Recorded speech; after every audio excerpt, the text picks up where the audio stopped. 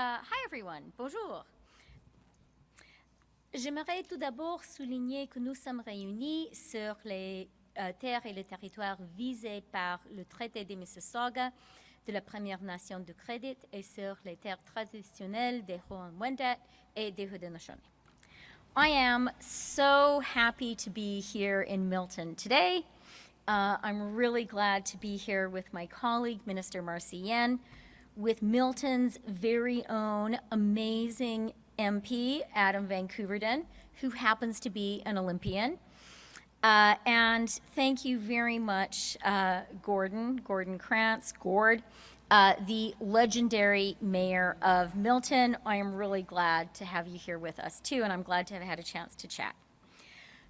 Most of all, though, it is so wonderful to be here with a handful of Team Canada's incredible athletes who will be competing in the upcoming Paris Olympics, who will be proudly wearing our flag, wearing the maple leaf, and competing on our behalf.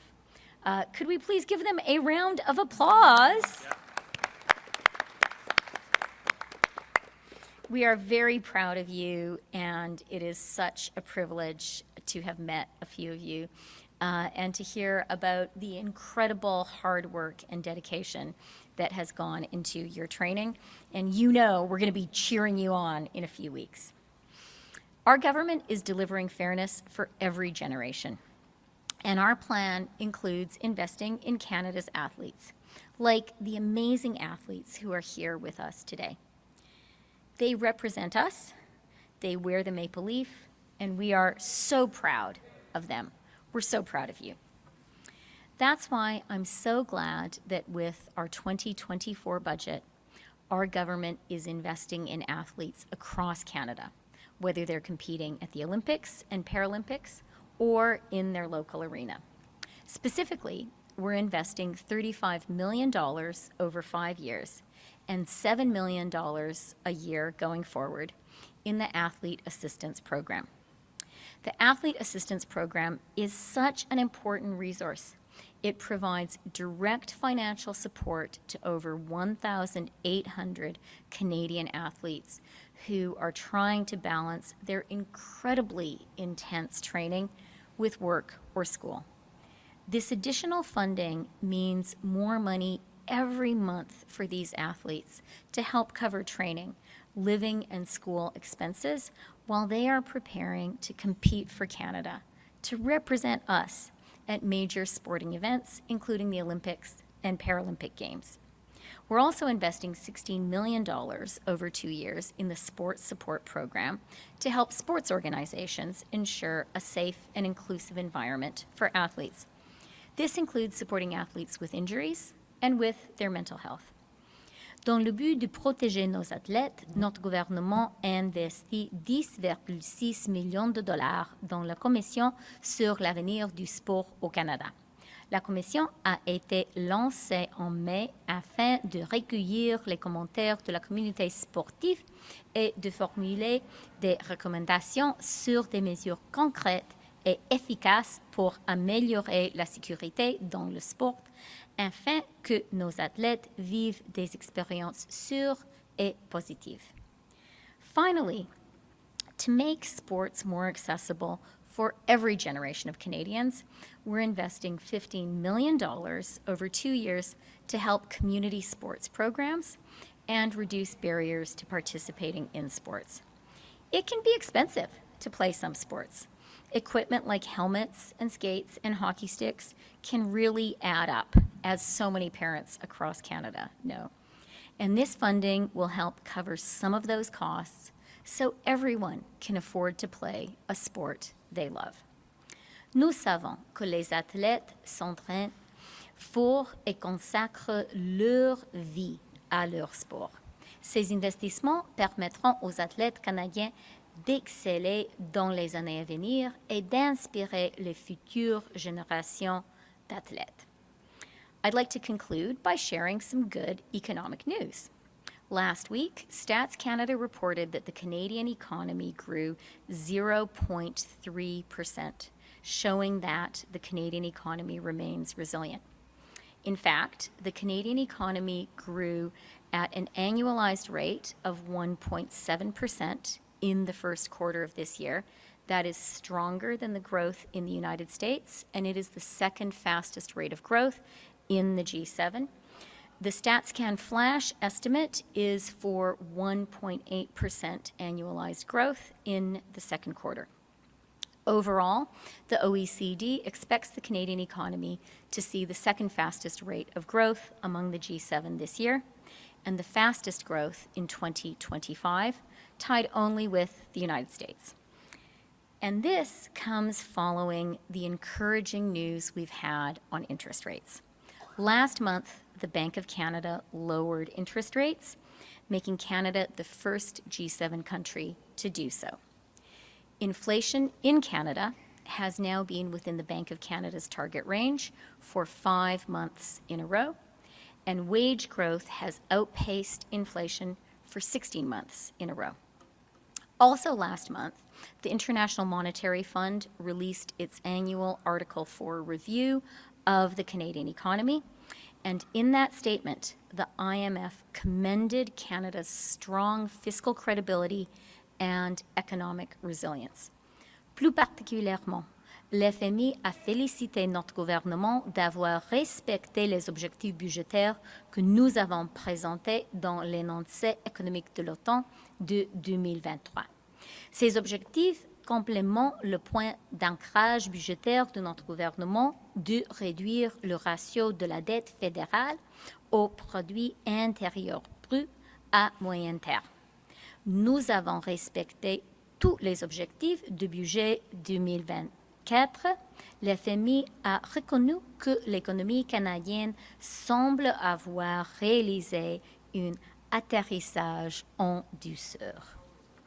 Ainsi, le Canada a pu éviter une récession et la déchirante hausse du taux de chômage que de nombreuses personnes croyaient inévitable. And today, almost 1.3 million more Canadians are working compared to before the pandemic. After our budget was tabled in April, Moody's and S&P, two of the leading credit ratings agencies, reaffirmed Canada's AAA rating with a stable outlook. These are all powerful economic proof points. They show that Canada's economy is strong and resilient. They show that our economic plan is fiscally responsible. And that really matters because it means that we can afford to make the investments that Canadians need in housing, in making life more affordable, in economic growth, and in our outstanding Canadian athletes, in our Olympians.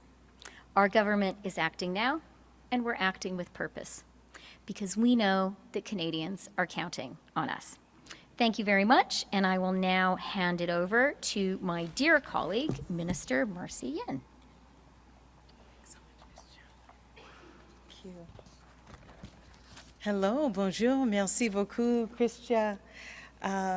Mayor Krantz, Gord, it's good to see you, councillors as well. Adam, MP, Van Koeverden. It is amazing to be here in Milton. Adam called the velodrome earlier the heartbeat of Milton, and it absolutely is. It is. Sport brings us together. It always has. It has a unique power to unite us in good times and in bad. Nelson Mandela knew a thing or two about trying times, and he famously said this. He said, sport has the power to change the world. It has the power to inspire. It has the power to unite people in a way that little else does. It speaks to youth in a language that they understand. Sport can create hope where once there was only despair. Hope. Whether it's huddled around a television to watch Canadians compete on a world stage like our amazing athletes behind us, tuning into the NHL finals to cheer on the Oilers, celebrating a hard-fought Toronto Raptors NBA championship, or a groundbreaking kick-butt professional women's hockey league, we cheer, we hope, together, under one banner, the Canadian flag. But the road from the playground to the pitch or the field or the rink to the podium can be fraught with all kinds of obstacles, not just for athletes, but for families that support them and for communities that rally behind them. Today's announcement is about supporting our athletes through the Athletes Assistance Program. I asked a couple of the athletes just a couple of minutes ago, what will this mean? And it means a lot. Big changes in their lives. It means financial support. They need that. We owe them that. Helping to relieve financial strain so they can focus on training and competing, doing what they do best. But this is also about community sport for all and removing barriers to accessing sport at a community level. Because as Chrystia said, fees add up. Whether it's the cost of registration or a pair of new shoes, cleats, skates, they add up. Ces dépenses additionnent et les enfants méritent d'avoir une chance équitable de poursuivre leurs rêves. So what does increasing access to sport mean? It means bridging the gap of entry so that all you need to do to participate is show up and want to play, no matter who you are. MP Van Koeverden, Adam, everyone knows who you are. You've inspired so many by sharing your story. I've heard it many times. How you came up, where you came from, your road to becoming an Olympic gold medalist, now member of Parliament. You've walked the walk, or should I say kayaked it. So please come and share what today means to you, Adam, to Milton, to communities across this country, but most importantly, athletes. Merci beaucoup. Thank you so much.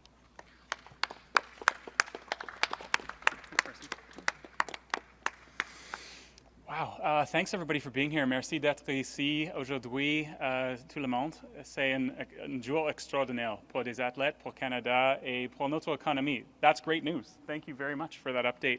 And we know that when we support all aspects of our economy, including physical activity, recreation, and sport, we get really, really great outcomes. And today is all about inspiring those outcomes, laying the groundwork for those outcomes, and frankly, investing in those outcomes. This is an affordability measure for over 1,800 Canadians, the Canadians that compete for Canada.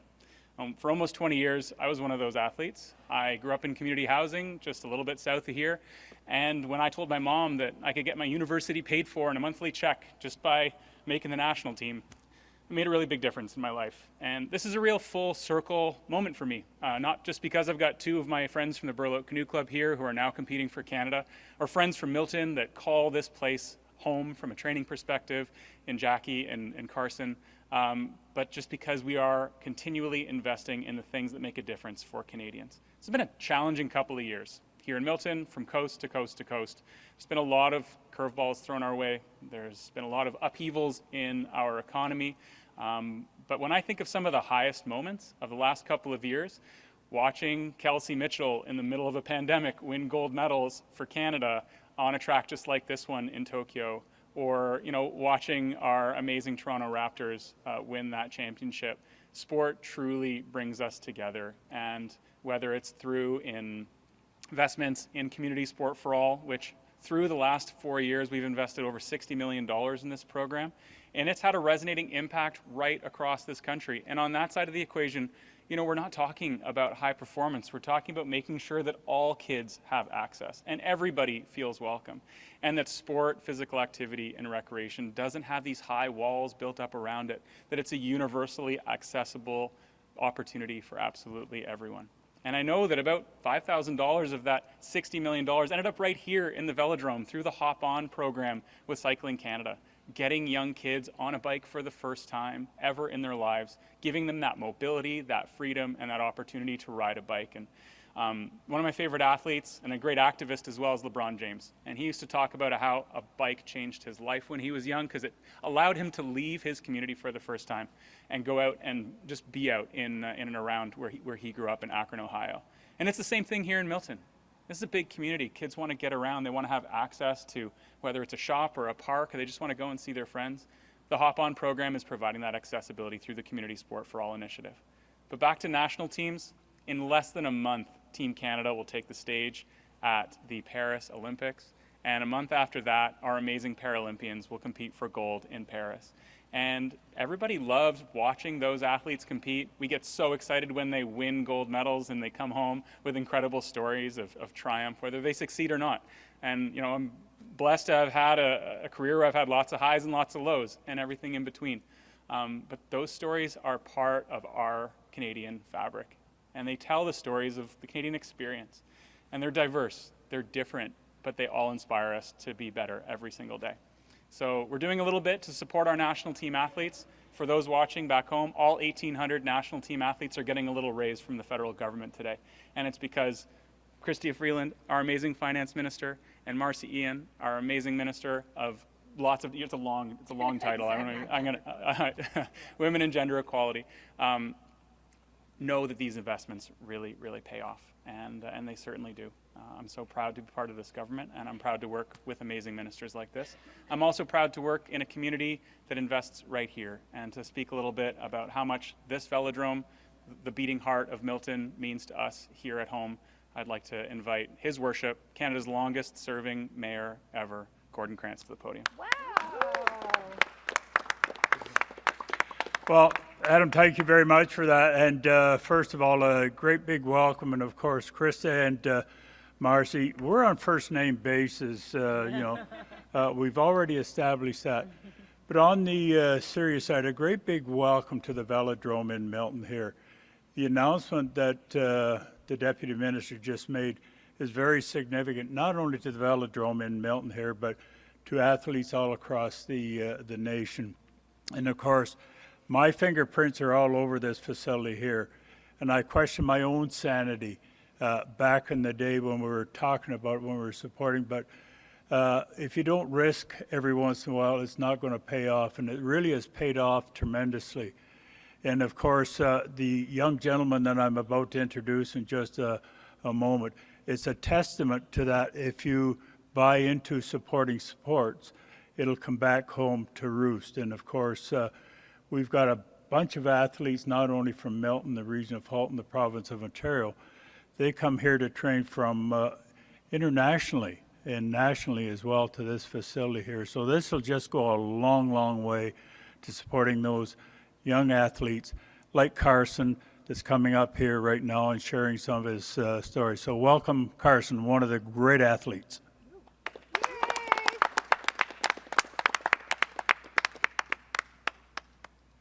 Just want to say, first of all, thank you very much for that excellent introduction. So we talk a lot about the legacy of facilities like this. In 2015, when the Pan Am Games came to Toronto, was around the time when I was just starting to get interested in cycling. And for reference, I was maybe around 12 at the time. And the Pan Am torch-bearing ceremony came through my hometown of Ancaster. So getting to see some of these athletes and meet them and speak to them and even got a photo with the torch really inspired me to think about maybe competing in a sport one day. It was something that hadn't been on my radar screen at the moment. And then in 2019, the next consecutive Pan Am Games, I actually knew some of the national team athletes through cycling that were competing, and some of them even came home with medals. And that was a massive inspiration for me, because now, I'd been invested in cycling for a couple years, and I got to see firsthand through my friends that I knew in the national team where it could get me. And now I've come full circle. I've been to a Pan Am Games where we won a gold medal, and I'm on my way to Paris this summer to compete in the team pursuit, where hopefully we can follow up with another great result.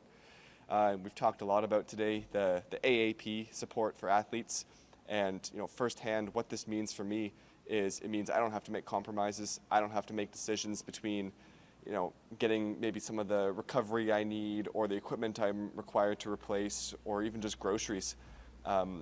Less than 2 years ago, I was still competing as a junior cyclist, so that meant mainly local competitions, things within Canada, maybe a trip or two to the States, and very quickly I stepped up to now the international level, racing a full Olympic qualification calendar, which has some added costs to it. You're training twice as much, which means now you're eating twice as much, so just grocery bills goes up.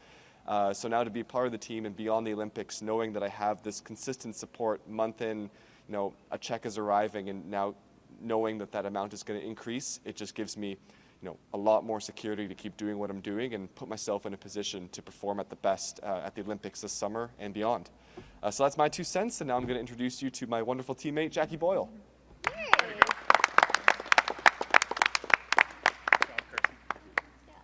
Thanks, teammate. I have a little bit of a different story to Carson. I didn't know what track cycling was 5 years ago.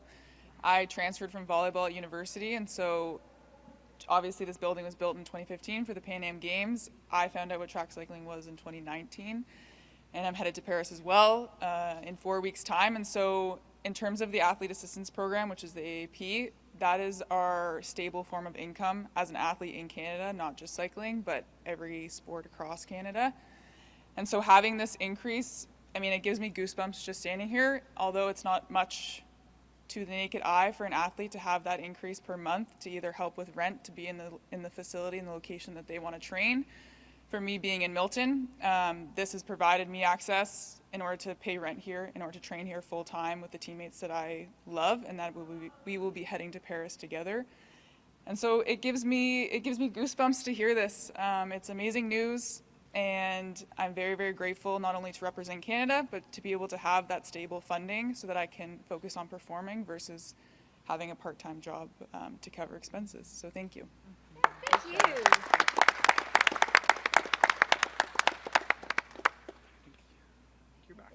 I guess we'll start the media component. There's a microphone just over there for journalists interested in asking questions. It'll be one question, one follow-up. Just state your name and your outlet. Nous passons maintenant à la période de questions. Ce sera une question suivie. Il y a un micro juste là pour les journalistes intéressés. Notez votre nom et votre média. Et pour la question. Hi. Sorry.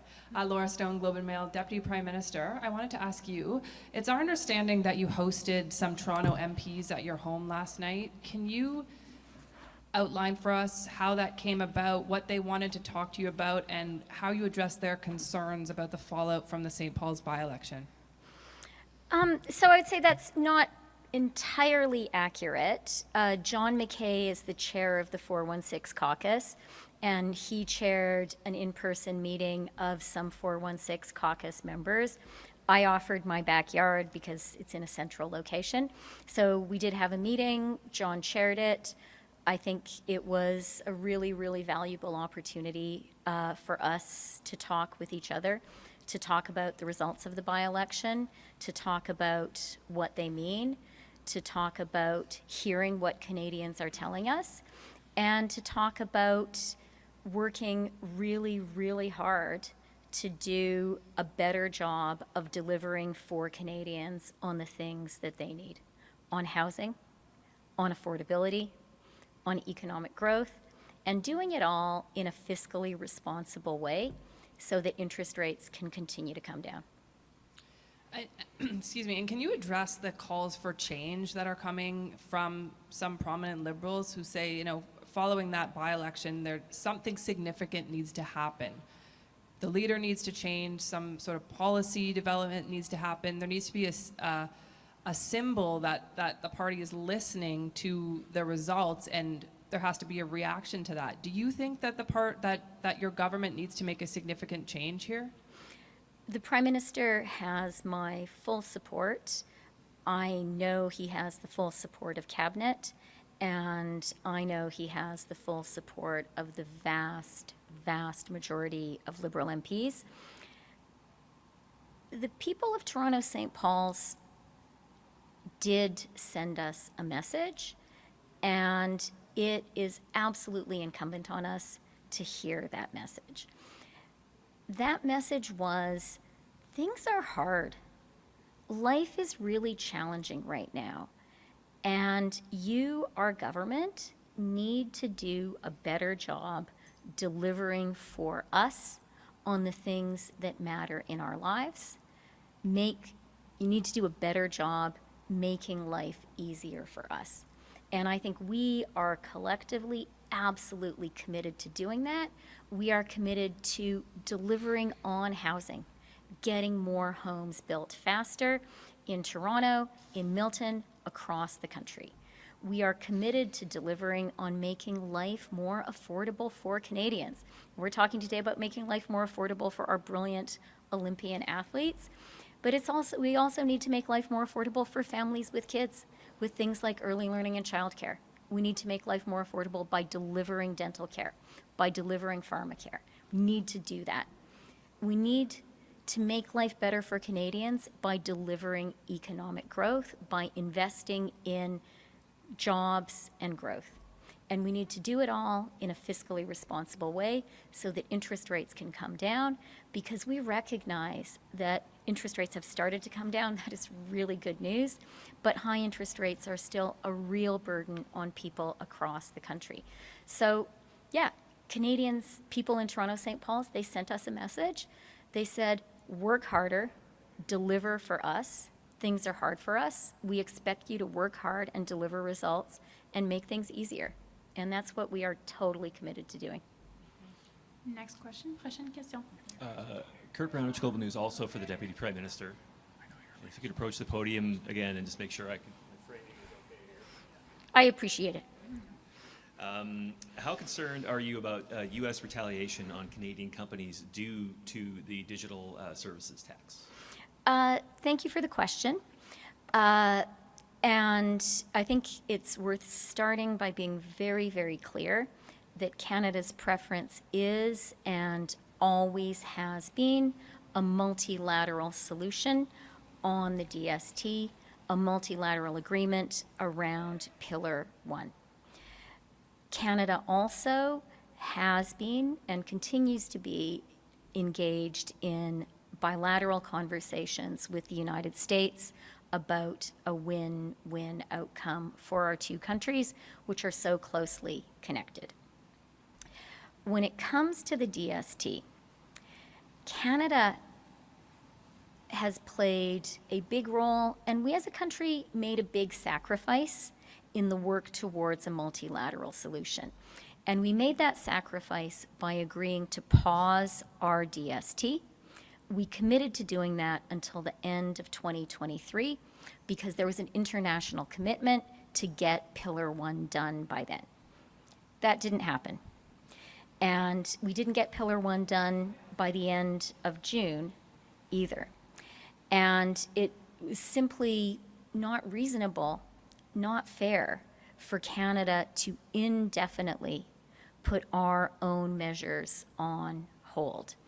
I think it's also really important for Canadians to understand that a number of other countries have a DST in place right now, and they have had a DST in place for a number of years with no retaliation. Those countries include our G7 allies and partners, the UK, France, and Italy. And as Canada's finance minister and as Canada's deputy prime minister, I can't accept Canada permanently being in a discriminated position. I can't accept Canada permanently or indefinitely being in a worse position from our allies. So that's why Canada needed to move forward. And then just in closing and addressing sort of the nub of your question, we have acted collaboratively at all times. We have been and continue to work really hard to achieve a multilateral solution. We have specifically been working very hard and very collaboratively with the U.S., and I am confident that a win-win outcome, a negotiated win-win outcome for Canada and the U.S. is absolutely possible. And we've been very clear with the U.S., with our multilateral partners about Canada's position and where Canada would need to go absent a multilateral deal. And then just finally, on the question of retaliation, we really believe a win-win outcome is possible. We believe that the way to achieve that is to negotiate in good faith, to negotiate creatively with our multilateral partners and with the U.S., and also to be strong. Thank you. And a quick follow-up from our Ottawa Bureau. Your party is 20 points down in the polls, and you've lost one of the safest Liberal seats in the city you've represented, largely due to voters' concerns around the cost of living and their finances. Can you explain why you should stay on as finance minister? Well, that's a choice for the Prime Minister, of course. But what I will say is there was definitely a clear message from the voters of Toronto, St. Paul's. And I think it's really important for our government to hear that message and to act on that message. And that message was, things are hard. Life is hard. You as the government need to act and deliver to make life easier for us. We hear that, and we know that we have to work harder, and we have to deliver and show results for Canadians. We have to deliver on housing. We have to deliver on making life more affordable. We have to deliver on economic growth and jobs. And we have to continue to do all of that in a fiscally responsible way that allows interest rates to continue to come down. So that's what we're committed to doing. Next question. Prochaine question. Hi, this is for Minister Freeland again. Katie Newman, CBC I don't want to News. presume. So last week, Ontario Finance Minister Peter Bethlen-Falvey asked you to pause the implementation of the DST, fearing that it puts targets on the backs of Canadian industries. You've gone ahead and implemented it anyway. Can you explain why? Yeah, I mean, I think I gave a pretty full explanation. But maybe let me emphasize. Right now, a number of our allies and partners, including G7 countries like the UK, like France, like Italy, have a DST in place. They are collecting revenue from international tech giants, and that is revenue they are using to invest in their people. It is just not appropriate. It's not right for Canada to accept indefinitely being in a worse position than the UK, than France, than Italy. It's just not okay. There's no justification for that. And I think we are all agreed as Canadians, we have such a crying need for investment in so many things in our country, whether it is housing or making life more affordable or investing in productivity and growth. And we also know that we need to make those investments in a fiscally responsible way because we want interest rates to keep on coming down. So we need revenue for those investments. And in the current situation, Canada is worse off from some of our allies who are not facing any retaliation. That's just not fair. It's just not okay for Canada and Canadians. It's not in the national interest. And it's my job to fight for and defend the national interest. And I do want to emphasize that at every step of the way, we have been very clear with our international partners about what we are doing. We have had detailed conversations with the U.S., working towards achieving a win-win outcome. And I have a lot of optimism around Canada's ability to get there. And could you repeat in French, please? Oui. Alors, la chose importante à souligner, c'est qu'aujourd'hui, nos alliés, les autres pays membres du G7, ont en place un impôt sur les géants du web international. La France, le Royaume-Uni, l'Italie, ce n'est pas acceptable pour le Canada d'accepter une pire position que nos partenaires et alliés. Et je veux souligner que ces partenaires, ces alliés, ont un tel impôt en place sans rétaliation. En même temps, je voudrais souligner que le Canada préfère une solution multilatérale et le Canada a déjà commencé et va continuer d'avoir les négociations bilatérales avec les États-Unis. Je suis convaincue qu'une solution gagnant-gagnant est absolument possible. Merci. And the USTR continues to express concerns about Canada's decision to move ahead. So could you just explain when the last time you spoke with your US counterparts about this was, and what did Americans say about potential retaliation, and how worried are you about what happens next? So my counterpart is the Secretary of the Treasury, Janet Yellen, who has been the U.S. lead on the Pillar 1 and Pillar 2 conversations. I had supper with her about 10 days ago. We have had detailed, constant conversations about this. We have been very transparent and very clear with our U.S. partners about the steps Canada needed to take absent a multilateral solution.